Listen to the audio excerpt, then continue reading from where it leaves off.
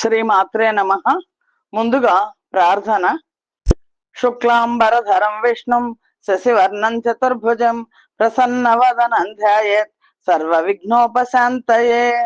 శ్రీ విద్యాం జగతాం ధాత్రీం సర్గస్థితిలయేశ్వరీం నమామి లలితాం నిత్యాం మహాత్రిపుర సుందరీం. కృష్ణాయ వాసుదేవాయ దేవకీ నందనాయ చ నందగోపకుమారాయ గోవిందాయ నమో నమః. నమోస్తుతే వ్యాస విశాల బుద్ధే పుల్లారవిందాయత పత్ర నేత్ర ఏన త్వయా భారత తైలపూర్ణః ప్రజ్వాలితో జ్ఞానమయ ప్రదీపః. శ్రీమాత్రే నమః. వ్యాస భగవానుడు రచించి ఆచార్య బేతవోలు రామబ్రహ్మం గారు తెలుగు చేసిన శ్రీమద్ దేవి భాగవతాన్ని ప్రారంభిస్తున్నాను నేను. ముందుగా దేవి భాగవత మహాత్మ్యం. ఈ చరాచర జగత్తంతా ఆ పరాశక్తికి ఒక క్రీడా విలాసం. జగత్ సృష్టి వేళ సృజన స్వరూప, రక్షణ వేళ పాలన స్వరూప, సంహార వేళ రౌద్ర స్వరూప. పర పశ్యంతి మధ్యమ వైఖరి భేదాలతో ఉన్న వాక్కు ఆ తల్లి స్వరూపమే కనుక త్రిమూర్తి సంపూజిత ఆ జగన్మాత ప్రసన్నురాలై మనకందరికీ అమోఘమైన వాక్శక్తిని అనుగ్రహించుగాక అని ముందుగా ఆ శ్రీమన్ మహాదేవికి నమస్కరించి నరనారాయణులకు శిరస్సు వంచి సరస్వతీదేవిని వ్యాస మహర్షిని అభినందించి పురాణం ప్రారంభించాలి. నైమిసారణ్యంలో సమావిష్టులైన ఋషులందరూ సూత మహాముని సవినయంగా అభ్యర్థించారు. ఓ సూత మహర్షి, నువ్వు 100 సంవత్సరాలు జీవించిన వ్యాస భగవానుడి శిష్యుడివి, మహా గొప్ప బుద్ధిమంతుడివి. ఎన్నెన్నో పుణ్యకథలు మాకు వినిపిస్తున్నావు, ఎంతో మనోహరంగా చెప్తున్నావు. మహావిష్ణువు కథలు, అవతార గాథలు తెలియచేశావు. అలాగే పరమేశ్వరుడి చరిత్రలు కూడా వినిపించావు. భస్మ రుద్రాక్షల మహిమలు మాకు వివరించావు. అన్ని భక్తి శ్రద్ధలతో విన్నాం. నీ పుణ్యమా అని జ్ఞాన ఆనందాలను పొందాము. ఇంకా ఇప్పుడు పావనాలలోకెల్లా పావనము, అనాయాసంగా భుక్తి ముక్తి ప్రదము అయిన మహాపురాణాన్ని నీ ముఖత వినాలి అని అనుకుంటున్నాం. దయచేసి అటువంటిది అనుగ్రహించు అని సౌనకాది మహర్షులు సూత మహాముని అడిగారు. అప్పుడు సూత మహాముని ఇలా అన్నారు: సౌనకాది మునీశ్వర్లారా, అడగవలసింది అడిగారు, లోకహితం కోరి అడిగారు, మీకోసం కాదు. కనుక సర్వశాస్త్ర సారము పరము పావనము అయిన దేవి భాగవతాన్ని మీకు నేను వినిపిస్తాను. శ్రద్ధగా ఆలకించండి. ఇది చెవిని పడనంత వరకే మిగతా పురాణాలు, తీర్థాలు, వ్రతాలు కూడా మిడిసి పడతాయి. ఈ దేవి భాగవతం పాపారణ్యాలకు గండ్రగొడ్డలి, గాఢ కిల్బిష మనస్సులకు పొద్దు పొడుపు. నేను వినిపిస్తాను, వినండి అన్నారు. అప్పుడు సౌనకాది మహర్షులు సూత మహాముని, తప్పకుండా వినిపించండి, మేం భక్తి శ్రద్ధలతో వింటాం, విని తరిస్తాము. ఆ పురాణం ఏమిటి? దాన్ని వినడానికి ఏమైనా నియమాలు ఉన్నాయా? ఎన్ని రోజుల్లో వినాలి? ఏ పూజలు చేయాలి? ఇది వరకు ఎవరెవరు విన్నారు? ఏమేం ఫలాలు పొందారు? ఎవరు ఎవరికి వినిపించారు? ఈ వివరాలన్నీ మాకు తెలియచేయండి అన్నారు సౌనకాది మహర్షులు. అప్పుడు సూత మహాముని చెప్పడం ప్రారంభించారు. మునీశ్వర్లారా, శ్రీ మహావిష్ణువు విష్ణుమూర్తి అంశతో పరాశరాత్మజుడుగా వ్యాస భగవానుడు జన్మించిన సంగతి మీకు తెలుసు కదా. వేదాలను 4గా విభజించి శిష్యులకు వ్యాస భగవానుడు నేర్పించారు. వేద అధికారం లేని వాళ్ళకి ధర్మజ్ఞానం ఎలా కలుగుతుందా అని ఆలోచన చేశారు. అలా ఆలోచన చేసి పురాణ సంహితలు రచించారు. శిష్యుల ద్వారా వాటిని ప్రచారంలోకి తీసుకొచ్చారు. అష్టాదశ పురాణాలు రచించారు. మహాభారతం రచించారు. ఇవన్నీ నాకు వినిపించారు, చదివించారు. వాటిలో దేవి భాగవతం ఉత్తమోత్తమ పురాణం, భుక్తి ముక్తి ప్రదం. దీన్ని స్వయంగా వ్యాస భగవానుడు జనమేజయుడికి వినిపించాడు. ఆ జనమేజయుడి తండ్రి పరీక్షన్ మహారాజు ఒక ముని శాపం కారణంగా తక్షక సర్పదష్టుడై దుర్మరణం చెందాడు. అతడి సంశుద్ధిని ఆకాంక్షించి జనమేజయుడు ఈ దేవి భాగవత మహాపురాణాన్ని శ్రద్ధగా విన్నాడు. 9 రోజులు దీక్షగా జరిగింది ఈ పురాణ శ్రవణం. అటు పైన దేవీ యజ్ఞం నిర్వహించి జనమేజయుడు కూడా తరించాడు. దివ్య రూపధరుడై దేవీ సాలోక్యాన్ని పొందాడు. తండ్రికి ఉత్తమ గతులను కల్పించిన తనయుడయ్యాడు. ఆ వ్యాస భగవాను అర్చించి ఆనందాన్ని అపూర్వమైన సంతృప్తిని పొందాడు. ధర్మార్థ కామ మోక్షాలు అనే చతుర్విధ పురుషార్థాలను తేలికగా ప్రసాదించే పురాణ రాజం దేవి భాగవతం. ఈ దేవి గాథను భక్తితో విన్న వాళ్ళకి సకల సిద్ధులు లభిస్తాయి. సకల సిద్ధులు కరతలామలకాలు అవుతాయి. అంతేకాదు మానవులంతా తప్పకుండా వినాలి. ఒక్కరోజు విన్నా, ఒక్క పూట విన్నా, ఒక ముహూర్తం సేపు విన్నా, క్షణకాలం విన్నా, భక్తితో వింటే చాలు వారికి ఇక ఏ దుర్గతి దరిదాపులకైనా రాదు. సర్వయజ్ఞ సర్వతీర్థ సర్వదాన ఫలాలు కేవలం ఈ పురాణ శ్రవణంతో చేతికి అందుతాయి. కృతయుగంలో మానవులకు ఆచరించాల్సిన ధర్మాలు చాలా ఉండేవి. కలియుగంలో మాత్రం పురాణ శ్రవణం ఒక్కటే ధర్మం. దాన్ని ఆచరిస్తే చాలు అన్ని ధర్మాలు ఆచరించినట్లే. కలియుగంలో ప్రజలు ధర్మాచార విహీనులవుతారని, అల్పాయుష్కులని గ్రహించిన వ్యాస భగవానుడు లోకుల హితం కోరి ఈ పురాణ సుధారసాన్ని అందించారు. దీన్ని రవ్వంత గ్రోలితే చాలు అందరూ తరతరాలకు అజరామరులు అవుతారు. వంశాలు అజరామరం అవుతాయి. ఈ మహాపురాణాన్ని ఏ నెలలో వినాలి, ఏ రోజుల్లో వినాలి, ఏ సమయంలో వినాలి, ఎవరు వినాలి, ఇలాంటి నియమాలు ఏవీ లేవు. అన్ని వేళల్లోనూ వినొచ్చు. మానవులైతే చాలు అందరూ వినొచ్చు. మాసానాన్నియమో నాత్ర దినానాన్నియమోపివా సదా సేవ్యం దేవి భాగవతన్నరై. దేవీ నవరాత్రాల్లో నవాహ యజ్ఞంగా వింటే విశేషంగా ఆ 9 రోజుల్లో వింటే విశేషమైన పుణ్యఫలప్రదం అవుతుంది. ఇలా విన్నవాళ్ళు గడచిన దినాల్లో, గడచిన జీవితంలో, గడచిన జన్మల్లో చేసిన మహాపాపాలన్నీ తొలగిపోయి పరమ పవిత్రులు అవుతారు. ఉగ్ర తపస్సులతోను కానీ, తీర్థ సేవలతో కానీ, రకరకాల దానాలతో కానీ, యజ్ఞ యాగాదులతో కానీ లభించని పుణ్యఫలం ఈ నవాహ దీక్షతో అంటే 9 రోజులు దేవీ నవరాత్రుల్లో దేవీ భాగవతాన్ని వినడంతో లభిస్తుంది.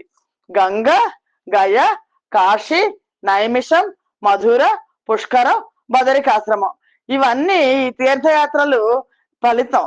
ఇవి ఏవి ఇవ్వలేనంత పుణ్యాన్ని నవాహ భాగవత శ్రవణ మహాయజ్ఞం ఇస్తుంది. అందుకే దీన్ని దేవీ మఖం అంటే దేవీ యజ్ఞం అన్నారు. ఆశ్వేత మాసంలో శుక్లపక్షాన సూర్యుడు కన్యారాశిలో ఉన్నప్పుడు అష్టమి నాడు శ్రీమన్ మహాదేవిని హేమ సింహాసనం మీద అర్చించాడు యోగ్యుడైన ఒక సద్బ్రాహ్మణుడు. ఆ సద్బ్రాహ్మణుడికి ఈ దేవీ భాగవత గ్రంథాన్ని బహూకరిస్తే ఆ పుణ్యఫలం అంతా ఇంత కాదు. ఆ దాత సాక్షాత్తు దేవీ సాలోక్యం పొందుతాడు. దేవీ భాగవతం నుంచి కనీసం ఒక శ్లోకాన్ని కానీ, శ్లోక భాగాన్ని కానీ, ఒక్క పుటను కానీ, ఒక పేజీ పుటలో కొంత భాగాన్ని కానీ నిత్యము భక్తితో పఠించగలిగితే చాలు, లేదా వినగలిగితే చాలు అమ్మవారి అనుగ్రహానికి పాత్రులు అవుతారు. అలాంటిది మొత్తం పురాణాన్ని చదివినా, విన్నా, ఇంటిలో ఉంచుకున్నా లభించే పుణ్యం వర్ణనాతీతం. దుశ్శకున భయాలు కానీ, దుస్వప్న భయాలు కానీ, మహామారి భయాలు కానీ, మరణ భయాలు కానీ ఇవన్నీ సమస్తము తొలగిపోతాయి దేవీ భాగవతం వింటే. బాలగ్రహ భూత ప్రేత పీడలన్నీ దేవీ భాగవతం పేరు చెప్తే చాలు దిగంతాలకు పారిపోతాయి. చతుర్విధ పురుషార్థాలతో, విజయ పరంపరలతో ఆ గృహము, ఆ గృహస్థుడు, ఆ వంశము, ఆ వంశస్థులు తరతరాలకు విరాజిల్లుతారు. శమంతకమణిని అపహరించాడు అనే అపవాదును తొలగించుకోవడం కోసం అలనాడు ద్వాపరయుగంలో శ్రీకృష్ణ పరమాత్మ ప్రసేనుడిని వెతుకుతూ అడవిలోకి వెళ్ళాడు. ఎన్ని రోజులకు తిరిగి రాలేదు. ఏమైపోయాడో తెలియక అలమటించారు మొత్తం ద్వారకావాసులందరూ. వసుదేవుడు దేవి భాగవతాన్ని నవాహ దీక్షగా ఆలకించాడు. అది ముగిసేసరికి శ్రీకృష్ణుడు విజయలక్ష్మి సనాథుడై తిరిగి వచ్చాడు. అంతటి మహిమాన్వితం ఈ పురాణ శ్రవణం. అపుత్రకులకు, పుత్రులు లేని వాళ్ళకి పుత్రులు కలుగుతారు. నిర్ధనులకు సంపదలు లభిస్తాయి. రోగిష్ఠులకు ఆరోగ్యం చేకూరుతుంది. ఇది భాగవతామృతం. గొడ్రాళ్ళు సంతానవతులు అవుతారు. దీర్ఘాయుష్మంతులను పిల్లలుగా పొందుతారు. ఈ పుస్తకం ఏ ఇంట్లో ఉంటే ఆ ఇల్లు ఒక తీర్థం. ఆ ఇంటిలోని వారంతా పరమ పావనులు. వాళ్ళకి ఏ కష్టమో ఏ దుఃఖమో ఎప్పుడూ రాదు. అపజయం అనేదే ఉండదు. అష్టమి, నవమి, చతుర్దశి తిథుల్లో దేవి భాగవతాన్ని పఠించిన వాళ్ళు మహాదేవికి అత్యంత ప్రియులు, ఆప్తులు అవుతారు. ఇలా పఠించిన బ్రాహ్మణుడు వేదవేత్తల్లో అగ్రగణ్యుడు అవుతాడు. క్షత్రియుడు ధరణీపతి అవుతాడు. వైశ్యుడు అనంత సంపదలతో కుబేరుడు అవుతాడు. శూద్రుడు సంఘంలో ఉత్తమోత్తముడు, పరమ పూజ్యుడు అవుతాడు. సూత మహర్షి ఇలా చెప్పేసరికి సౌనకాది మహర్షులు ఇంకో ప్రశ్న వేశారు. ఓ సూత మహర్షి, సమంతకమని అన్నావు, ప్రసేనుడు అన్నావు, శ్రీకృష్ణుడు అన్నావు, అపవాద్ అన్నావు. ఆ కథ ఏంటో వివరంగా చెప్పు. వసుదేవుడు ఏ నియమ నిష్టలతో ఈ దేవి భాగవతం విన్నాడో, ఎవరెవరు వినిపించారో తెలియచెయ్యి అని సౌనకాది మహర్షులు అడిగారు. సూత మహర్షి సరే అని వివరించారు. మహర్షులారా, భోజ వంశంలో పుట్టిన సత్రాజిత్తు ద్వారవతిలో ఉంటూ సూర్యుణ్ణి ఆరాధించి సూర్యలోకం దర్శించి వచ్చాడు. అతడిచ్చిన సమంతకమణిని సగర్వంగా ధరించాడు. అలా ధరించి మరో భాస్కరుడిలాగా వెలిగిపోతున్నాడు. ఒకరోజు శ్రీకృష్ణ పరమాత్మ సత్రాజిత్తును ఆహ్వానించాడు. తన సుధర్మ సభలో అందరి ఎదుట అతిథి మర్యాదలు జరిపి సన్మానించాడు. ఆ సందర్భంలో సత్రాజిత్తు తన సమంతకమణి గురించి అందరికీ వివరించాడు. దాన్ని సూర్య భగవానుడు బహూకరించాడని, రోజుకి ఆ సమంతకమణి 8 బారువుల బంగారం ప్రసవిస్తుందని, రోగ పీడలను తొలగిస్తుందని చెప్పాడు. అందరూ విని అభినందించి ఆనందించి పంపించారు. సత్రాజిత్తు సోదరుడు ప్రసేనుడు ఒకరోజు ఆ మణిని నేను ధరిస్తాను అని తను ధరించి అడవిలోకి వేటకెళ్ళాడు. అక్కడ ఒక సింహం ఆ మణిని మాంసం ముద్ద అనుకుని ప్రసేనుడిని సంహరించి ఆ మణిని అపహరించింది. ఆ సింహాన్ని భల్లూకరాజు జాంబవంతుడు మట్టుబెట్టి మణిని తీసుకొని తన గుహలోకి ప్రవేశించాడు. అక్కడ తన పిల్లలకు ఆడుకోవడానికి ఆ మణినిచ్చాడు. వేటకు వెళ్ళిన ప్రసేనుడు తిరిగి రాకపోవడంతో సత్రాజిత్తు ఎంతగానో దుఃఖించాడు. మణి కోసం ఆశపడి ఎవరో సంహరించారు అని విలపించాడు. అది ఆ నోట పాకి శ్రీకృష్ణుడే సంహరించాడేమో అనే అపవాదుగా రూపుదాల్చింది. ఈ అపవాదును తొలగించుకోవాలని శ్రీకృష్ణ పరమాత్మ తన సేనా నాయకులతో పౌరులతో కలిసి అడవిలోకి వెళ్ళాడు. అడవిలో ప్రసేనుడి గురించి అన్వేషించాడు. ఆ ప్రసేనుడి మృతదేహం కనిపించింది. దాని పక్కనే సింహం అడుగుజాడలు కనిపించాయి. తర్వాత కొంచెంసేపటికి సింహం దగ్గర నుంచి సింహం శరీరం కనిపించింది. అటుపైన భల్లూకం అడుగుజాడలు కనిపించాయి. ఎండిపోయి రక్త బిందువులతో వాటిని పోల్చుకుంటూ ఉన్న ఆ గుర్తులు చూసుకుంటూ శ్రీకృష్ణ పరమాత్మ తన వాళ్ళందరితో కలిసి ఆ గుహ దగ్గరికి చేరుకున్నాడు. పౌరులందరినీ అక్కడే ఉండమన్నాడు శ్రీకృష్ణ పరమాత్మ అని శ్రీకృష్ణ పరమాత్మ ఒక్కళ్ళు గుహలోకి ప్రవేశించాడు. మణితో ఆడుకుంటున్న బాలుణ్ణి చూశాడు. ఆ మణిని అందుకోబోయాడు. దాది చూసింది, భయపడి గట్టిగా అరిచింది. జాంబవంతుడు గుహలోంచి బయటకు వచ్చి ఒకసారి కృష్ణుడితో కలియబడ్డాడు. 3 నవరాత్రులు అంటే సుమారుగా 27 రోజుల పాటు ఘోరమైన యుద్ధం జరిగింది. గుహ వెలుపల నిరీక్షిస్తున్న ఈ ద్వారకా నగరం పౌరులందరూ కూడా 12 రోజుల పాటు చూశారు. చూసి ఇంక విసుగెత్తి ద్వారకకు వెనక్కి తిరిగి వెళ్ళిపోయారు. జరిగిందంతా అందరికీ చెప్పారు. పౌరులు తలకొక రకంగా భావించారు. సత్రాజిత్తుం తిట్టిపోశారు. శ్రీకృష్ణ పరమాత్మని పోగొట్టుకున్నామని అందరూ ఏడవడం మొదలెట్టారు. వసుదేవుడికి ఈ వృత్తాంతం తెలిసింది. ఎంతగానో దుఃఖించాడు. బంధువులందరూ శోక సాగరంలో మునిగిపోయారు. ఈ దుఃఖం నుంచి కోలుకోవడం ఎలాగా? మళ్ళీ మామూలు మనిషిని కాగలనా అని వసుదేవుడు పరితపిస్తున్నాడు. సరిగ్గా అదే సమయానికి నారద మహర్షి బ్రహ్మలోకం నుంచి వచ్చారు. వసుదేవుడు ఎదురెళ్ళి నమస్కరించి అతిథి మర్యాదలు జరిపాడు. నారద మహర్షి కుశల ప్రశ్నలు వేసి వసుదేవుడితో ఏమిటి కారణం, ఎందుకు అందరూ దుఃఖిస్తున్నారు అని అడిగారు.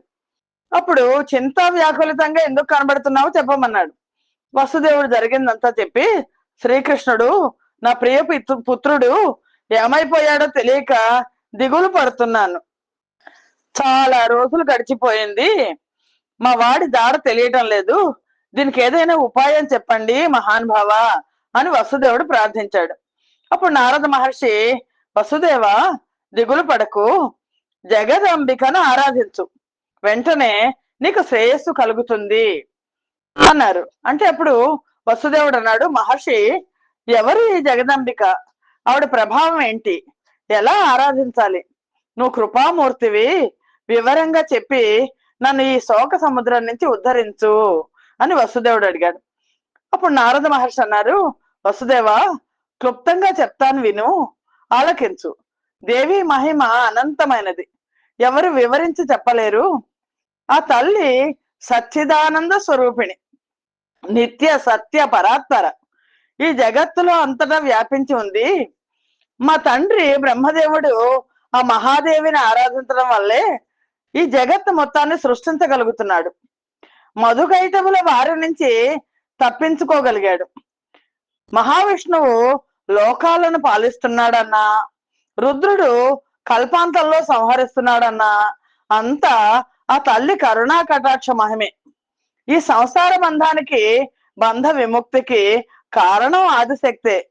ఆవిడ సర్వేశ్వరి, పరవిద్యా స్వరూపిణి. నవరాత్ర విధానంలో ఓ వసుదేవ అమ్మవారిని అర్చించు. నవాహ దీక్షతో దేవి భాగవతం పురాణ శ్రవణం చెయ్యి. అది ముగిసే లోపల నీ పుత్రుడు మళ్ళా నీ ముందుంటాడు, ఇది నిశ్చయం. ఆ పురాణం మహిమ అలాంటిది, అది చదివిన వాళ్ళకి విన్న వాళ్ళకి కూడా ముక్తి కలుగుతుంది అని నారద మహర్షి చెప్పారు. అప్పుడు వసుదేవుడు అన్నాడు, నారద మహర్షి మీ మాటలు వింటుంటే నాకు జ్ఞాపకం వచ్చింది. అవును, నాకు తెలిసిన ఒక దేవీ మహిమ చెప్తాను వినండి. దేవికి 8వ సంతానంగా జన్మించిన వాడి చేతిలో కంసుడు మరణిస్తాడు అని అలనాడు అశరీరవాణి చెప్పింది. అది విన్న కంసుడు నన్ను దేవకిని కారాగారంలో బంధించి పుట్టిన శిశువును పుట్టినట్లు 6గురిని పొట్టను పెట్టుకున్నాడు. దేవి గర్భశోకానికి అంతం లేదు, రేయింబవళ్ళు వినిపించింది. అప్పుడు ఒక రోజున నేను మా కులగురు గర్గుడితో రహస్యంగా సంప్రదించాను. ఒక్క పుత్రుడినైనా దక్కించుకునే ఉపాయం చెప్పమన్నాను. అప్పుడు గర్గ మహర్షి, దుర్గాదేవిని ఆరాధించు, అదే తరుణోపాయం, ఆ తల్లి అనుగ్రహిస్తే నీ కోరిక నెరవేరుతుంది అని చెప్పారు. నేను కారాగారంలో ఉన్నాను, నేను ఎలా ఆరాధించగలను, అందుకని నా పక్షాన నువ్వే ఆ తల్లిని ఆరాధించి ప్రసన్నురాల్ని చేసుకో అని అభ్యర్థించాను. గర్గ మహర్షి అందుకు సమ్మతించి వింధ్యాద్రికి వెళ్ళి దుర్గాదేవిని నియమ నిష్టలతో ఆరాధించాడు. జగన్మాత ప్రత్యక్షమైంది. భూభారాన్ని తొలగించడం కోసం శ్రీ మహావిష్ణువు దేవకీ వసుదేవులకు అష్టమ గర్భంగా జన్మిస్తాడు. పుట్టిన వెంటనే ఆ శిశువుని తీసుకెళ్లి యశోదకు అప్పగించాలి. అక్కడ పుట్టిన ఆడపిల్లను తీసుకొచ్చి దేవకి పొత్తిల్లో పడుకోబెట్టాలి. ఈ పని చెయ్యాల్సింది మీ వసుదేవుడే. తర్వాత కంసుడు ఆ ఆడ శిశువు నేలకు విసురుతాడు. అప్పుడు ఆ శిశువు ఆకాశానికి ఎగిరి నా అంశగా వచ్చి ఈ వింధ్యాద్రిలో కొలువు తీరుతుంది అని అమ్మవారు చెప్పింది. గర్గ, ఇంకా నువ్వు వెళ్ళు, ఇది దేవకార్యం, దీనికి తిరుగులేదు అని దుర్గాదేవి ప్రసన్న చిత్తంతో పలికిందిట. గర్గుడు మధురకు వచ్చి ఇదంతా నాకు వినిపించాడు. మా దంపతులం ఎంతో సంతోషించాం. ఆ తర్వాత అన్ని ఆ తల్లి చెప్పినట్టే జరిగాయి. నారద, ఇప్పటికిప్పుడు మళ్ళీ దేవి మహిమను గురించి వింటున్నాను. అందుచేత దయచేసి నువ్వే నాకు ఆ దేవి భాగవతం వినిపించి మళ్ళీ నా పుత్రుణ్ణి నాకు చేర్చు. నువ్వు దయానిధివి. నా అదృష్టం కొద్దీ ఈ రోజు ఇలా దయచేశారు. శ్రమ అనుకోక పురాణ శ్రవణం చేయించండి అని వసుదేవుడు ప్రార్థించాడు. వసుదేవుడి అభ్యర్థనను నారద మహర్షి కాదనలేకపోయారు. ఒక మంచి రోజు చూసుకుని మంచి ముహూర్తాన దేవి భాగవత పురాణ ప్రవచనం ఆరంభించారు. నిర్విఘ్న పరిసమాప్తి కోసం బ్రాహ్మణులు వినాయకుడి పూజలు చేసి నవాక్షర మహాదేవి మంత్రాన్ని జపించారు. మార్కండేయ పురాణంలో చెప్పిన దేవీ స్తోత్రాలన్నీ పఠించారు. ప్రథమ స్కంధంతో ఆరంభించి నవాహ దీక్షతో 12 స్కంధాలు ప్రవచనం పూర్తి చేశాడు నారద మహర్షి. వసుదేవుడు భక్తి శ్రద్ధలతో భాగవత అమృతాన్ని ఆస్వాదించాడు. 9వ రోజున పురాణం పూర్తి కాగానే ప్రసన్న చిత్తంతో నారద మహర్షికి పూజా సత్కారాలు జరిపాడు. గుహ బిలంలో శ్రీకృష్ణుడు ముష్టిఘాతాలకు జాంబవంతుడి శరీరం నలిగిపోయింది. విశ్లజ్జితాంగుడై నీరసపడ్డాడు. అప్పటికి శ్రీకృష్ణుణ్ణి భగవంతుడిగా గుర్తించగలిగాడు. భక్తితో శిరస్సు వంచి నమస్కరించాడు. అపరాధం క్షమించమని కాళ్ళ మీద పడ్డాడు. మహానుభావ, గుర్తించాను. నువ్వు నా శ్రీరాముడివి. నువ్వు భగవంతుడివి. సముద్రానికి సేతువు నిర్మించి లంకా పట్టణాన్ని ధ్వంసం చేయించి రావణాసురుణ్ణి సంహరించిన నీ రోషం గుర్తొచ్చింది నాకు. ఆ రోషమే సంకేతంగా నేను గుర్తించాను. నువ్వు నా రాముడివి, శ్రీరామచంద్రుడివి. కృష్ణావతారంలో వచ్చావు. ఎంత అపచారం చేశాను స్వామి, క్షమించు, మనసారా క్షమించు. నేను నీ భృత్యుణ్ణి. ఏమి ఆజ్ఞాపిస్తావో ఆజ్ఞాపించు అని జాంబవంతుడు ప్రార్థించాడు. వృక్షరాజా, శమంతకమణి కోసం నేను ఈ బిలంలోకి వచ్చాను అన్నాడు శ్రీకృష్ణ పరమాత్మ. అనడం ఏంటి, జాంబవంతుడు ఆ మణితో పాటు తన కుమార్తె జాంబవతిని కూడా శ్రీకృష్ణుడికి కానుకగా సమర్పించాడు. అర్ఘ్యపాద్యాదులతో అర్చించాడు. ఆ రెండింటిని స్వీకరించి శ్రీకృష్ణ పరమాత్మ సంతోషంగా ద్వారకకు చేరుకున్నాడు. దేవి భాగవత శ్రవణం పూర్తి చేసి నారదుడిని సత్కరించి నిలబడ్డ వసుదేవుడి కళ్ళకి గుమ్మంలో శ్రీకృష్ణుడు శమంతకమణితో కన్యామణితో కనిపించి విందు చేశాడు. వసుదేవుడికి తను పులకరించింది. కళ్ళల్లో ఆనంద బాష్పాలు వచ్చాయి. ఆ శ్రీకృష్ణ పరమాత్మ రాకతో నారదుడు సంతోషించి అందరినీ ఆశీర్వదించి సెలవు తీసుకున్నాడు. బ్రహ్మసభకు వెళ్ళిపోయాడు. సౌనకాది మహర్షులారా, సూత మహామని చెప్తున్నాడు, ఇది హరిచరిత. దీన్ని చదివిన వాళ్ళకి విన్న వాళ్ళకి అపవాదులు అపయశస్సులు తొలగి సుఖ సంతోషాలు పుష్కలంగా లభిస్తాయి. కోరికలన్నీ తీరుతాయి. జన్మాంతంలో ముక్తి కూడా లభిస్తుంది. దేవి భాగవత మహాత్మ్యాన్ని తెలియచేసే మరొక కథ కూడా ఉంది.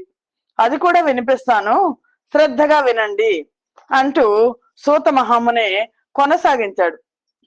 పూర్వకాలంలో ఒకప్పుడు అగస్త్య మహర్షి భార్య లోపాముద్రతో కలిసి కైలాసానికి వెళ్ళి కుమారస్వామిని అభ్యర్థించి కథలు గాథలు అనేకం తెలుసుకున్నాడు.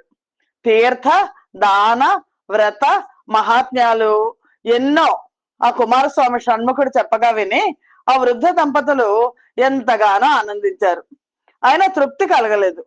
లోకహితం కోరి దేవి భాగవతం గురించి దాని మహిమ గురించి చెప్పమని అడిగారు. త్రిలోక జనని ఆ పురాణంలో కీర్తించబడిందట కదా, మాకు చెప్పవా అని అభ్యర్థించారు. అప్పుడు కుమారస్వామి స్కంధుడు ఆరంభించాడు. కుంభ సంభవ, భాగవత మహాత్మ్యాన్ని విస్తరించి చెప్పాలంటే ఎవరి వల్ల అయ్యే పని కాదు. నువ్వు అడిగావు కాబట్టి క్లుప్తంగా చెప్తాను విను. సచ్చిదానంద రూపిణి జగదంబిక భుక్తి ముక్తి ప్రదాయనిగా సాక్షాత్కరించేది దేవి భాగవతంలోనే. అందుచేత దేవి భాగవతం అంటే దేవి వాంగ్మయ రూపం. దీని పఠన శ్రవణాలకు దుర్లభమైనది ఏది ఈ సృష్టిలో లేదు. ఒకానొకప్పుడు వివస్వంతుని కొడుకు శ్రాద్ధదేవుడు అనే ఒక మహారాజు ఉన్నాడు. అతనికి ఎంత కాలానికి పిల్లలు కలగలేదు. మగబిడ్డ కలగాలి అని ఆకాంక్షించాడు. వశిష్ఠుల వారి అనుమతితో ఒక పుత్ర కామేష్టి యజ్ఞాన్ని నిర్వహించాడు. అతని భార్య శ్రద్ధాదేవి తనకు ఆడపిల్ల కావాలని ఆ విధంగా హోమం నిర్వహించమని అభ్యర్థించింది. హోత అలాగే హోమం చేశాడు. పుత్ర కామేష్టి యాగం పూర్తయింది. కొంతకాలానికి శ్రద్ధాదేవి గర్భం ధరించింది. ఆడపిల్లను ప్రసవించింది. ఇలాదేవి అని పేరు పెట్టారు. కానీ మహారాజు మనసు కలుక్కుమంది. మగపిల్లాడు కావాలని సంకల్పించి పుత్రకామేష్టి యజ్ఞం చేస్తే ఆడపిల్ల పుట్టింది ఏమిటి అని వశిష్ఠుల వారిని అడిగాడు. గురుత్తమా, ఈ సంకల్ప వైషమ్యం ఎలా జరిగింది అని వశిష్ఠుల వారిని అడిగాడు. వ్యతిక్రమం ఎందుకు జరిగిందో ఎలా జరిగిందో చెప్పి, ఇలాదేవి మగవాడిగా మారాలంటే ఈశ్వరుణ్ణి ప్రార్థించమని సలహా ఇచ్చాడు వశిష్ఠుడు. శ్రాద్ధదేవుడు శివుణ్ణి ప్రార్థించాడు. శివానుగ్రహము గురువు అనుగ్రహము కలిసి ఇలాదేవి పురుషుడుగా మారిపోయింది. సుద్యుమ్నుడు అన్నప్పుడు మళ్ళీ నామకరణం చేశారు.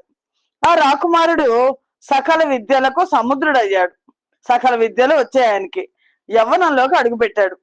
ఒకరోజు వేట కోసం ఒక మహావనంలోకి అడుగుపెట్టాడు. పరివారంతో కలిసి రథంలో ఎక్కి అడవి నుంచి అడవికి పయనిస్తున్నాడు. మేరు పర్వతం దగ్గర చేరువలో ఉన్న ఒక వనం చేరుకున్నాడు. ఆ వనానికి ఒక చరిత్ర ఉంది. ఒకసారి శివపార్వతులు అక్కడ క్రీడిస్తుంటే శివ దర్శన లాలసులైన మహర్షులందరూ కూడా తెలియక హఠాత్తుగా ప్రవేశించారు. పార్వతీదేవి సిగ్గుపడింది. అది గ్రహించిన మునులు వెంటనే వెళ్ళిపోయి శ్రీహరిని శరణు వేడుకున్నారు. కానీ పార్వతిని సముదాయించడం కోసం శివుడు ఆ వనానికి ఒక శాపం ఇచ్చాడు. ఆ వనంలో ఎవరైనా సరే, ఈ రోజు నుంచి ఈ వనంలోకి ప్రవేశించిన పురుషులు ఎవరైనా సరే స్త్రీలుగా మారిపోతారు అని కట్టడి చేశాడు. ఈ వృత్తాంతం తెలిసిన పురుషులు ఎవరు ఆ వనం దరిదాపులకైనా వెళ్ళరు. కానీ మరి ఈ సుద్యుమ్నుడికి ఆ విషయం తెలియదు. ఈ విషయం తెలియక ఆ వనంలో ప్రవేశించాడు. ప్రవేశించడం ఏంటి, తాను తన తోటి వాళ్ళు అందరూ స్త్రీలుగా మారిపోయారు. మగ గుర్రాలు అన్ని కూడా ఆడగుర్రాలు అయిపోయినాయి. కారణం తెలియక నివ్వెరపోయారు. చేసేది లేక అలాగే ఇంకా వెనక్కి రాకుండా అరణ్యాల్లో సంచరిస్తున్నారు. సంచరిస్తూ సంచరిస్తూ బుధుడి ఆశ్రమం చేరుకున్నారు. ఈ సుందరాంగిని చూసి బుధుడు మరలు కొన్నాడు. ఎవరి అందగత్త, ఉన్నత పయోధరాలు, దొండపండు లాంటి పెదవులు, మల్లె మొగ్గల్లాంటి పలువరస, చంద్రబింబం లాంటి వదనం, పద్మాల్లాంటి కన్నులు. బుధుడు అనుకున్నాడు, ఏమని నేను వివాహం చేసుకోవాలి అనుకున్నాడు. ఆ సుందరాంగి కూడా బుధుడిని చూసి అలాగే మన్మథ భావాలకు లోనైంది. చంద్రుడిలో ఉన్నాడు, ఎవరబ్బాయి అందగాడు అనుకుంది. చూపులు కలిసాయి, మనసులు కలిసాయి, తనువులు కలిసాయి. ఆ సోమనందండి ఆశ్రమంలో హాయిగా సుఖాలు అనుభవిస్తూ చాలా కాలం ఉండిపోయింది. ఆవిడ గర్భవతి అయింది. పురూరవసుడికి జన్మనిచ్చింది. కొంతకాలం గడిచింది. ఒకరోజు అన్ని వెనక్కి తన పూర్వ రూపం, తన రాజ్యం, తల్లిదండ్రులు ఇవన్నీ గుర్తొచ్చాయి సుద్యుమ్నుడికి. అన్ని జ్ఞాపకం వచ్చి దుఃఖించి దుఃఖించి ఇంకా ఆశ్రమంలో ఉండలేక వెళ్ళిపోయింది. వెతుక్కుంటూ వెళ్ళి వశిష్ఠుడి ఆశ్రమానికి చేరుకుంది. తమ కుల గురువుని చూడడంతో దుఃఖం పొంగుకొచ్చింది. కాళ్ళ మీద పడి వలవల విలపించింది. మళ్ళీ పురుషత్వం వచ్చేట్టు అనుగ్రహించమని ప్రార్థించింది. వశిష్ఠుడు దివ్య దృష్టితో జరిగిన వృత్తాంతం అంతా తెలుసుకున్నాడు. కైలాసానికి వెళ్ళాడు. శివుణ్ణి అర్చించి ప్రసన్నుని చేసుకున్నాడు. పరమేశ్వరుడు ని భక్తిభావంతో స్తుతించాడు.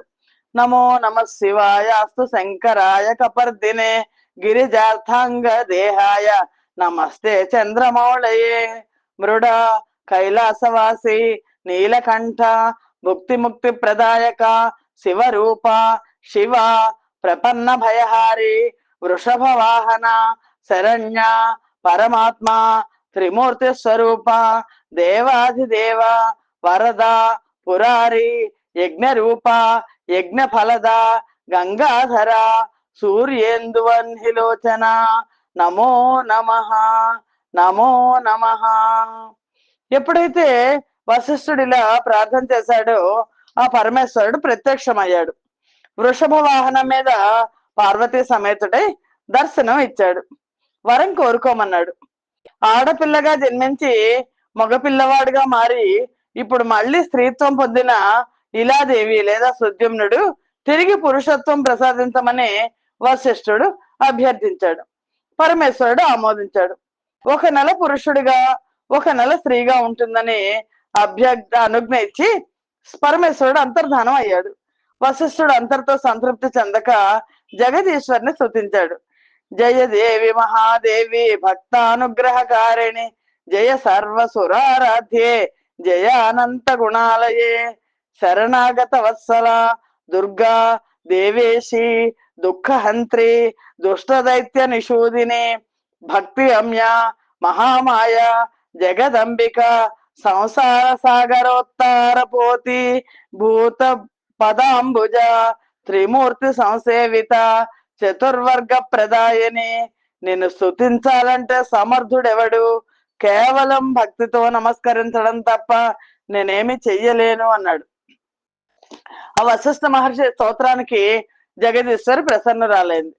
సుద్యుమ్నుడి మందిరానికి వెళ్ళి భక్తితో నన్ను అర్చించు, నాకు అత్యంత ప్రీతిపాత్రమైన దేవి భాగవతాన్ని నవాహ నియమంతో అతనికి వినిపించు, అది ముగిసేసరికి తిరిగి పుంస్త్వం పొందుతాడు, పురుషుడవుతాడు అని ఆజ్ఞాపించింది. వశిష్ఠుడు సంబరపడ్డాడు.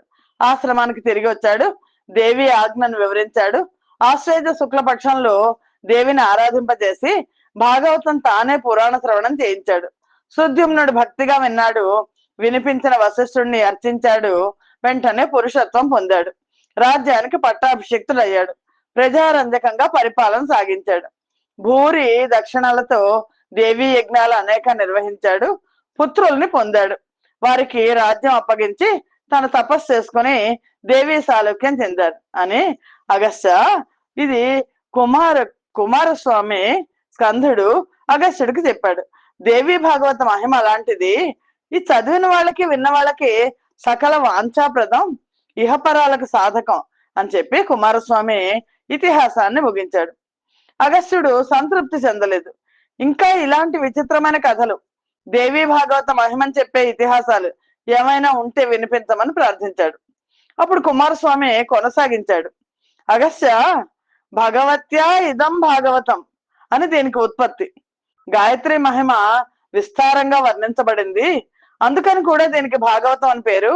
బ్రహ్మ విష్ణు శివారాధ్య భగవతి, ఆ తల్లి మహిమను తెలియచెప్పే ఇంకొక విచిత్రమైన గాథ ఉంది, అది చెప్తున్నాను విను అని కుమారస్వామి అగస్త్యుడికి చెప్పడం ప్రారంభించారు. ఋతవాక్కు అనే ఒక మహర్షి ఉండేవాడు. అతడికి ధర్మపత్ని వల్ల ఒక కుమారుడు జన్మించాడు. రేవతి నక్షత్రయుక్తమైన గండాంత కాలంలో జన్మించాడు. ఋషి దంపతులు సంతోషించి జాతక కర్మాదులన్నీ యథావిధిగా జరిపించారు. కానీ కొడుకు పుట్టినప్పటి నుంచి ఆ తల్లిదండ్రులు ఇద్దరు ఆదివ్యాధికి పీడితులయ్యారు. మంచం పట్టారు. కారణం తెలియలేదు.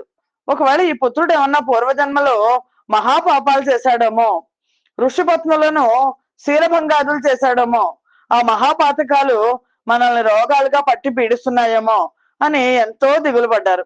అనుకున్నట్టుగానే కొడుకు ఎదిగి అలాగే తయారయ్యాడు.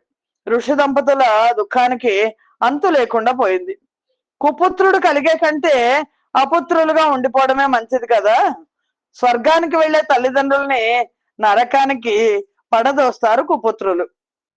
కుపుత్రులు దుఃఖదాయకులు. వీళ్ళ వల్ల అయిన వాళ్ళకి ఉపకారం లేదు, కాని వారికి అపకారం లేదు. ఇలాంటి కుపుత్రులు పుట్టకుండా ఉంటే మంచిది. ఇల్లు సుపుత్రుడితో కడకలాడడం ఎంత అదృష్టవంతులకో కదా.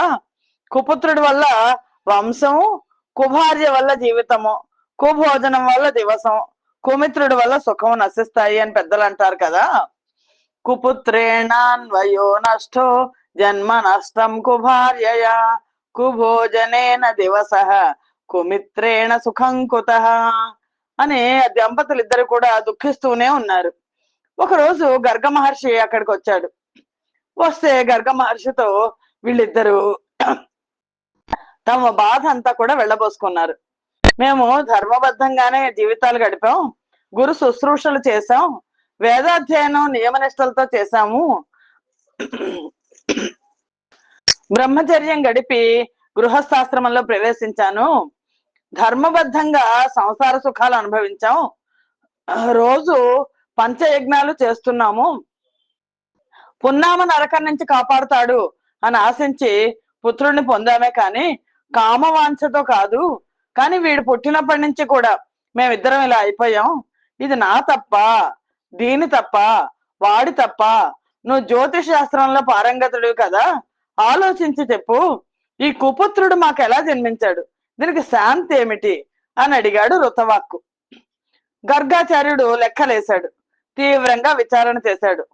ఋతవాక్కు, ఇందులో మీ దంపతుల దోషం ఏమీ లేదు, కాకపోతే మీ కుమారుడు దుర్ముహూర్తంలో జన్మించాడు, రేవతి గండాంత కాలంలో పుట్టాడు, అందుకనే దుశ్శీలుడు అయ్యాడు. అదే మీ ఆది వ్యాధులకు కారణం, అంతకంటే ఏమీ లేదు. ఈ దుఃఖం ఉపశమించాలంటే దుర్గతి నాశిని దుర్గాదేవిని ఉపాసించండి, అది అన్ని దోషాలకు మహాశాంతి అని చెప్పి గర్గ మహర్షి సెలవు తీసుకున్నాడు. ఆ ఋతవాంగ్ మహర్షికి రేవతి నక్షత్రం మీద పట్టరానంత కోపం వచ్చింది. నేలకు రాలిపోమని చెప్పించాడు. వెంటనే ఆ నక్షత్రం భగభగలాడుతూ కుమదాద్రి మీదకు రాలిపడింది. అప్పటి నుంచి ఆ పర్వతం రైవతకాద్రి అయ్యింది. దాని సౌందర్యం రెండింతలైంది. ఆ తర్వాత గర్గుడు చెప్పినట్టు ఆ ఋషి దంపతులు జగదంబికను ఆరాధించారు, సుఖశాంతులు పొందారు. కుపుత్రుడు సుపుత్రుడుగా మారి అందరి ప్రశంసలు అందుకున్నాడు. ఆ రేవతి నక్షత్ర తేజస్సు నుంచి ఒక కన్యకామణి ఆవిర్భవించింది. రూపంలో కాంతిలో మరొక లక్ష్మీదేవిలాగా ఉంది.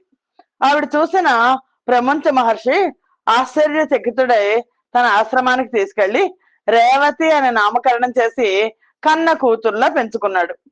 రేవతి ఎదిగి ఈడేరిన తర్వాత వరాన్వేషణ ప్రారంభించాడు. అనురూప వరుడు ఎక్కడా దొరకలేదు. రేవతి చాలా అందగత్త, అంతటి రూపవంతుడు కావాలి అని అనుకున్నాడు. దిగులు చెందాడు. తన హోమశాలలో ప్రవేశించి అగ్నిదేవుణ్ణి స్తుతించాడు. అప్పుడు అగ్నిదేవుడు సుప్రీతుడయ్యాడు. మీ అమ్మాయికి దుర్దముడు అనే మహారాజు తగిన వరుడు, అతను ధర్మిష్ఠుడు, బల పరాక్రమశాలి, మహావీరుడు, మేధావి, అందగాడు అని అగ్నిదేవుడు తెలియపరిచాడు. ప్రమంచుడు సంతోషపడ్డాడు. దైవవశాత్తు అదే సమయానికి దుర్దముడు వేట కోసం అడవికి వచ్చాడు. ప్రమంచుడు ఆశ్రమాన్ని సందర్శించాడు. ఈ దుర్దముడు ప్రియవ్రత కులోద్భవుడు, కాళింది విక్రమశీలల కుమారుడు. ఇతడు వచ్చిన సమయానికి ప్రమంచుడు ఆశ్రమంలో లేడు, హోమశాలలో ఉన్నాడు. పర్ణశాలలో రేవతి మాత్రమే ఉంది. దుర్దముడు చూశాడు. ప్రియా, ప్రమంచుల వారి ఆశ్రమంలో లేరా? వారిని దర్శించి పాదాభివందనం చేసి ఆశీస్సులు పొంది పెడదామని వచ్చాను అన్నాడు దుర్దమ మహర్షి. రేవతి హోమశాలలో ఉన్నారు అంది. దుర్దముడు హోమశాలకు వెళ్ళాడు. ద్వారంలో నిలబడ్డాడు.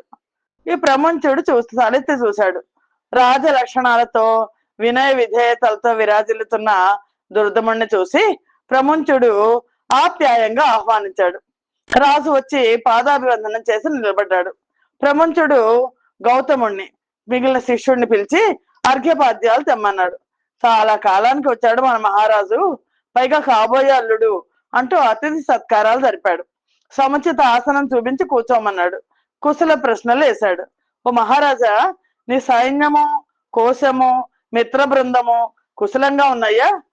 భృత్యులు అమాత్యులు క్షేమంగా ఉన్నారా? దేశము రాజధాని సుభిక్షంగా సమృద్ధంగా ఉన్నాయా? నీకు అనామయమే కదా? నీ భార్య క్షేమం గురించి అడగను, ఎందుకంటే అమ్మాయి ఇక్కడే ఉంది కనుక తక్కిన వారి క్షేమ సమాచారాలు చెప్పు అన్నాడు.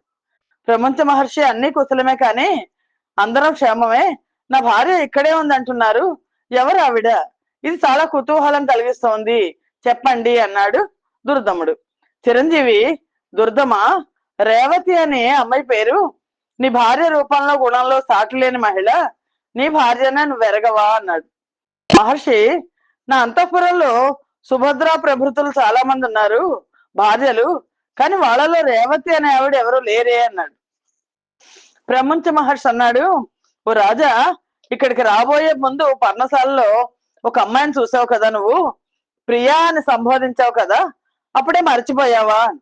అంటే మహర్షి, మీరు అన్నది నిజమే, అక్కడ ఒక అమ్మాయిని చూశాను, ప్రియా అని సంబోధించాను, కానీ నాకు ఏ దుష్టభావమో లేదు, ఎలాంటి ఆలోచన లేదు, కోపించద్దు, ఊరికే మాట వరుసకు అలా పిలిచాను అంటే ప్రముంచుడు అన్నాడు, రాజా, నాకు తెలుసు నీ మనసులో ఏ దుష్టభావం లేదు, అయినా అగ్నిహోత్రుడు అగ్నిదేవుడి ప్రేరణతో నీ నోటి నుంచి అలా ఆ సంబోధన వచ్చింది.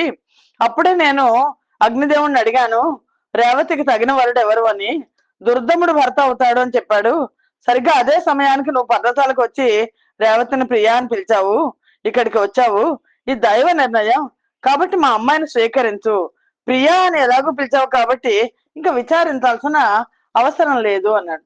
దుర్దముడేమో ఆలోచనలో పడ్డాడు. ప్రముంచుడు వివాహ యత్నాలు ప్రారంభించాడు. రేవతికి ఈ విషయం తెలిసింది. రేవతి నక్షత్రంలోనే వివాహం జరిపించమని కోరింది.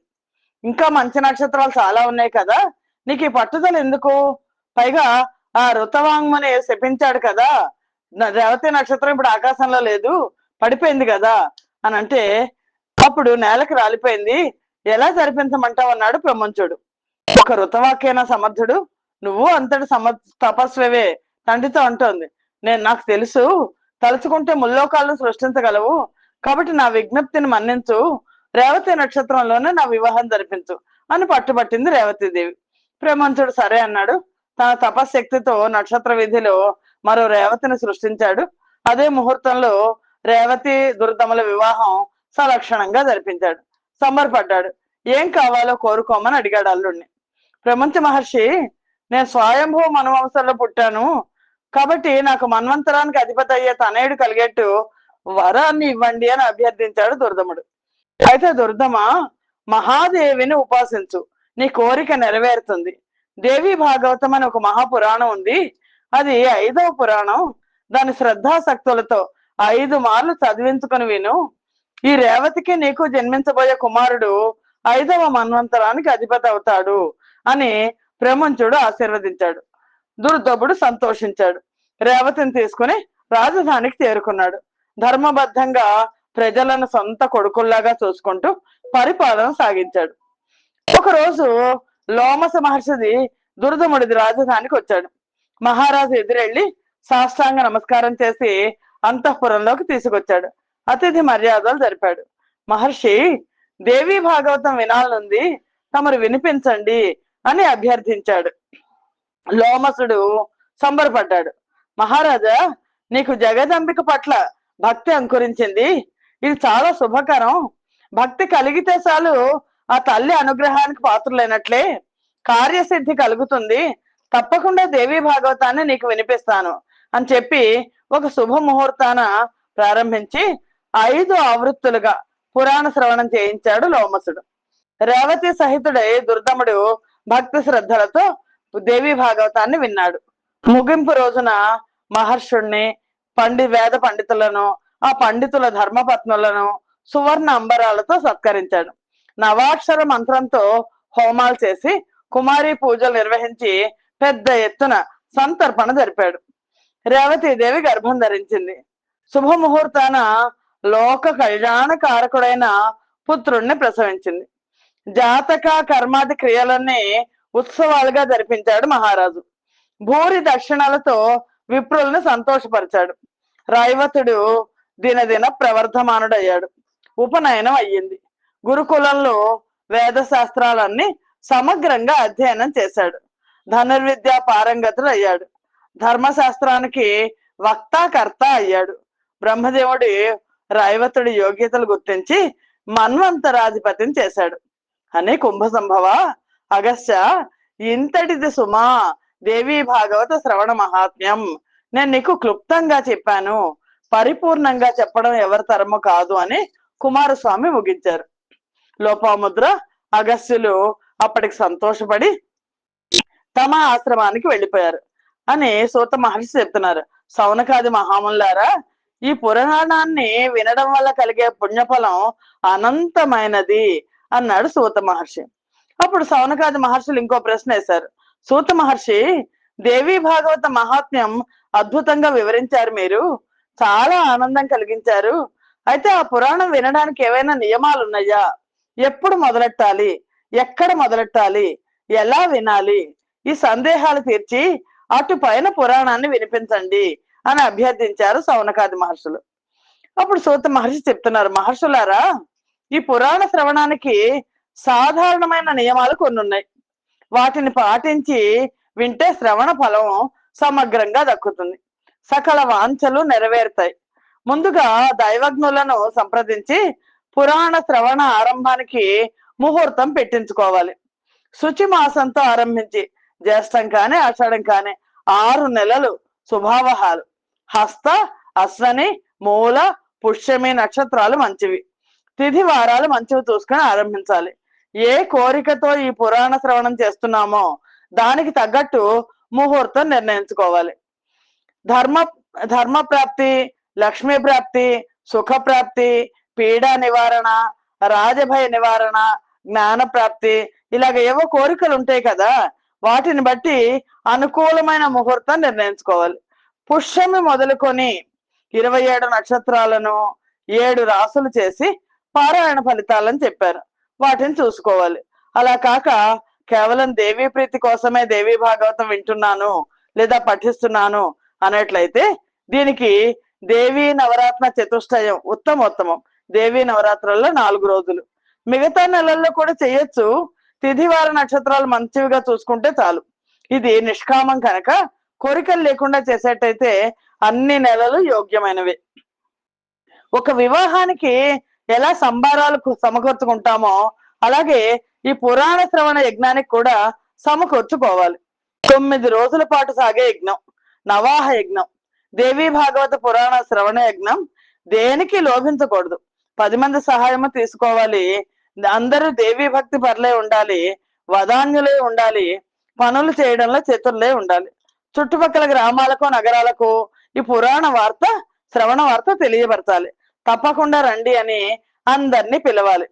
సౌర, గాణపత్య, శైవ, శాక్త, వైష్ణవాది మతానుయాయులు అందరూ దీన్ని వినొచ్చు, అందరూ పఠించవచ్చు.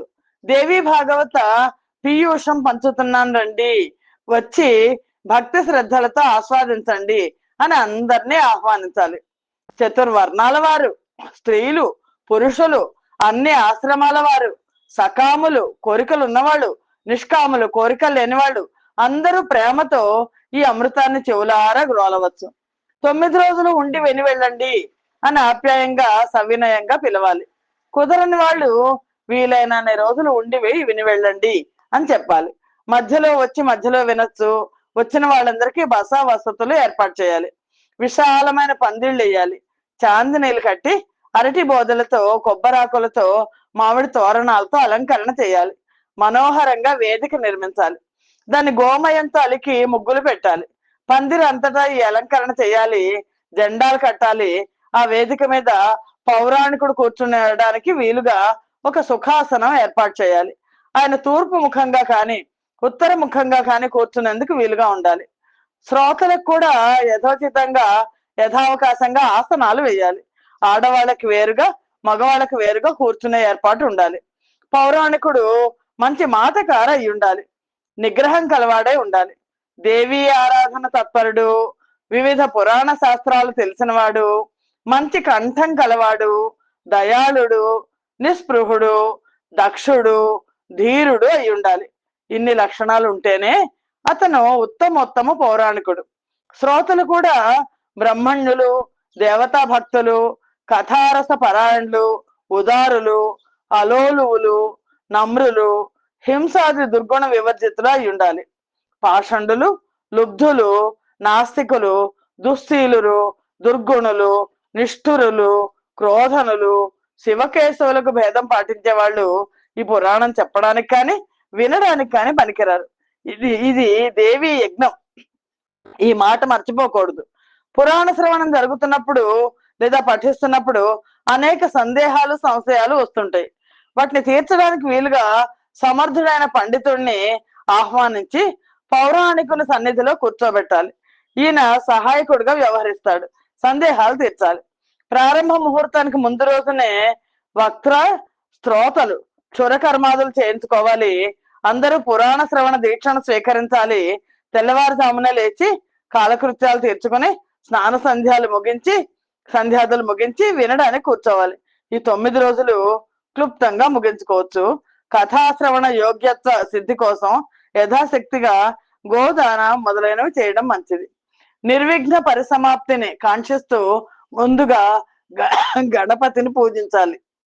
కలశ స్థాపన చేసి అర్చించడం, వటుక, క్షేత్రపాల, యోగిని, మాతృక, తులసి, గ్రహ, హరి, హరాదులను పూజించడం యథావిధిగా చేస్తే విశేష ఫలితాలుంటాయి. నవాక్షర మంత్రంతో జగదంబికను అర్చించాలి. శ్రీమద్ దేవి భాగవత పుస్తకాన్ని సకల ఉపచారాలతోనూ పూజించాలి. ఇది ఆ పరాశక్తికి వాగ్రూపమూర్తి, శోభనాక్షర విరాజితం కనుక గ్రంథ పూజ చేయాలి. విఘ్నోపశాంతి కోసం 5 బ్రాహ్మణులను నియమించి 9 రోజుల పాటు నిత్యం నవాక్షర మంత్ర జపం చేయించాలి. సప్తశతి స్తవం పారాయణం చేయాలి. దుర్గా సప్తశతి ఏ రోజుకు ఆ రోజు పురాణ శ్రవణానికి ఆరంభంలోనూ ముగింపులోనూ ప్రదక్షిణ నమస్కారాలు చేసి జగదంబికను స్తుతించాలి.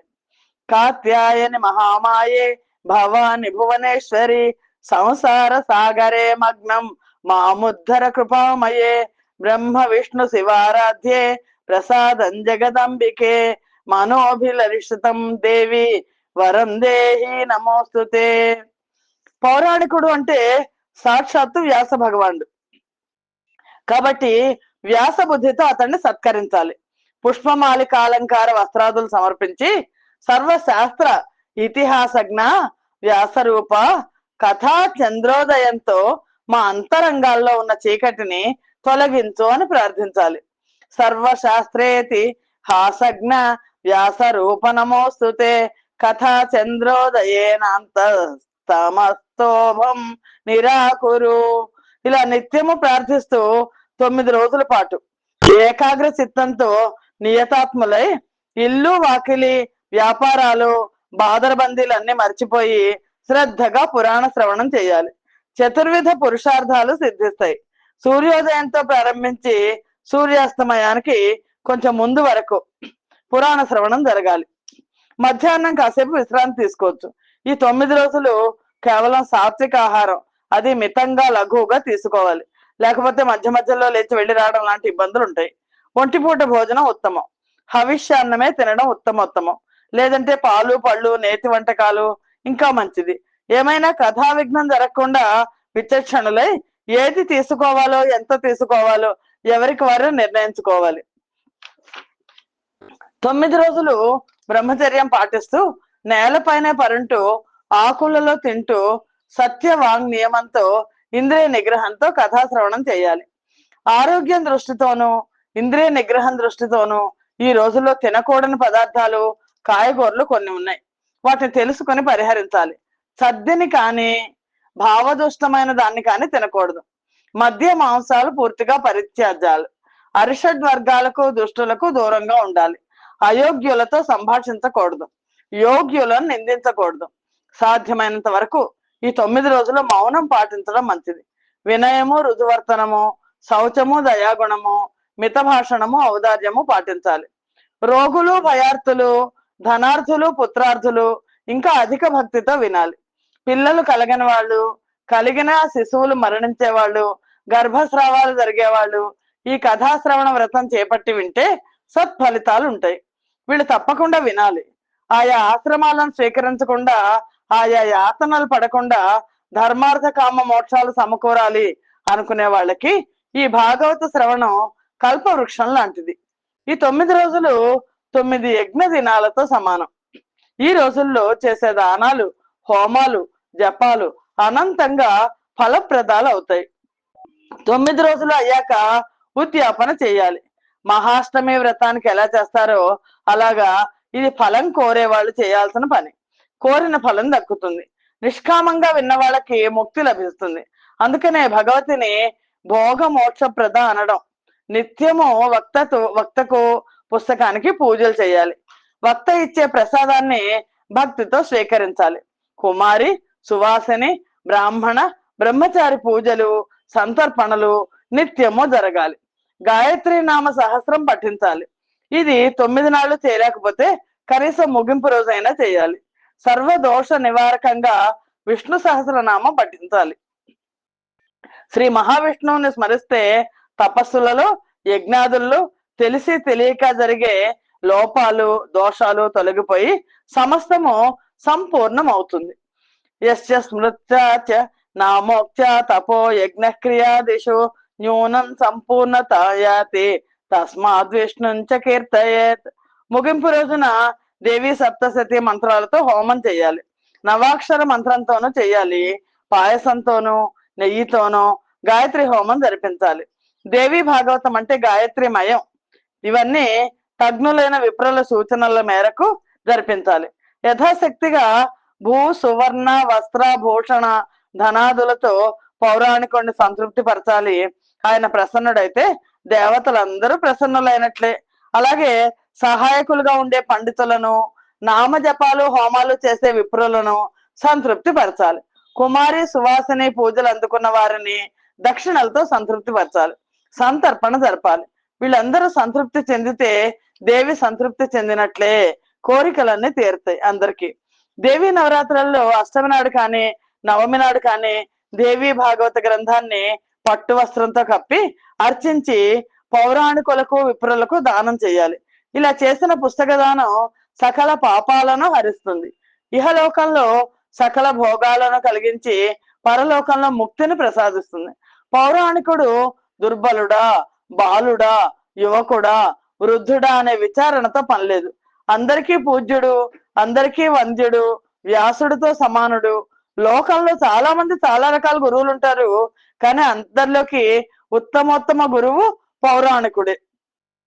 సంతి లోకస్య బహవః గురవో గుణజన్మతః సర్వేషామసి తేషాంచ పురాణజ్ఞః పరో గురుః. వ్యాసపీఠం ముందు కూర్చుని పురాణం చెప్తున్నంతసేపు అతను వ్యాస భగవానుడే. ఆ సమయంలో అతనికి ఎవరు నమస్కరించకూడదు. ప్రసంగం ముగిశాకనే నమస్కరించాలి. పౌరాణికో బ్రాహ్మణస్తు వ్యాసాసన సమాశ్రిత అసమాప్తే ప్రసంగేతు నమస్కుర్యాన్న కస్యచిత్. మహర్షులారా, ఈ నియమావళిని పాటిస్తూ వినాలి. అప్పుడే ఫలితం దక్కుతుంది. పౌరాణికుడి కన్నా ఉన్నతమైన ఆసనం మీద ఎవరు కూర్చోకూడదు. అలా కూర్చుని డాంబికంగా వినకూడదు. అలా చేస్తే మరుసటి జన్మలో కాకిలాగా పుడతారు. సాధ్యమైనంత వరకు 9 రోజులు ఉండి విని వెళ్ళడం మంచిది. మధ్యలో వితండవాదాలు చేసేవాళ్ళు గాడిదలై పుడతారు. నిందించే వాళ్ళు సునక జన్మలు ఎత్తుతారు. పౌరాణికుడితో సమానమైన ఆసనంలో కూర్చోకూడదు. నమస్కరించకుండా వచ్చి కూర్చున్నా పడుకుని విన్నా విఘ్నాలు కలిగించిన శ్రద్ధగా వినకపోయినా మహాపాపం చుట్టుకుంటుంది. నరక యాతనలు నీచ జన్మలు తప్పవు. అందుకని పురాణాన్ని పౌరాణికుడిని గౌరవిస్తూ భక్తి శ్రద్ధలతో వినాలి. పురాణ ప్రవక్తకు యథాశక్తిగా పండో ఫలమో ధనమో వస్త్రమో ఇవ్వాలి. అలా ఇచ్చిన వాళ్ళకి వైకుంఠం ప్రాప్తిస్తుంది. సకల పురాణాలను వింటే దక్కే ఫలితం కంటే ఈ దేవి భాగవతం వింటే లభించే పుణ్యఫలం 100 రెట్లు అధికం. ఈ పుస్తకానికి అట్ట వేసిన, నూతన వస్త్రం చుట్టిన, దారం సమకూర్చిన అది అత్యంత పుణ్యప్రదం. నదులలో గంగా, దేవుళ్లలో శివుడు, కావ్యాలలో రామాయణం, గ్రహాలలో సూర్యుడు, తారకల్లో చంద్రుడు, ధనాలలో కీర్తిధనం, క్షమాగుణ సంపన్నులలో భూమి, గాంభీర్యంలో సముద్రుడు, మంత్రాలలో గాయత్రి, పాపనాశకుల్లో శ్రీహరి ఎలా ఉత్తమోత్తమో అలా పురాణాలలో దేవి భాగవతమే ఉత్తమోత్తమైనది. ఎలాగోలాగా శ్రమపడి 9 రోజులు వింటే 9 పర్యాయాలు విన్నా కూడా ఆ ఫలితం వర్ణనాతీతం. అతడు ఎవరైతే అలా వింటారో అతడు జీవన్ముక్తుడు. రాజభయం, శత్రుభయం, మహామారి భయం, దుర్భిక్ష భయం, రాష్ట్రభంగ భయం ఇలాంటివి వచ్చినప్పుడు ఈ భాగవతాన్ని చదవడం వినడం చాలా మంచిది. అన్ని భయాలు తొలగిపోతాయి. భూత ప్రేత వినాశనం కోసం, రాజ్య లాభం కోసం, సంతాన ప్రాప్తి కోసం దీన్ని తప్పక వినాలి లేదా పారాయణ చేయాలి. దీనిలో కనీసం ఒక శ్లోక భాగాన్నో విన్నా చదివినా దాని సత్ఫలితం తప్పక కనిపిస్తుంది. ఉత్తమ గతి లభిస్తుంది.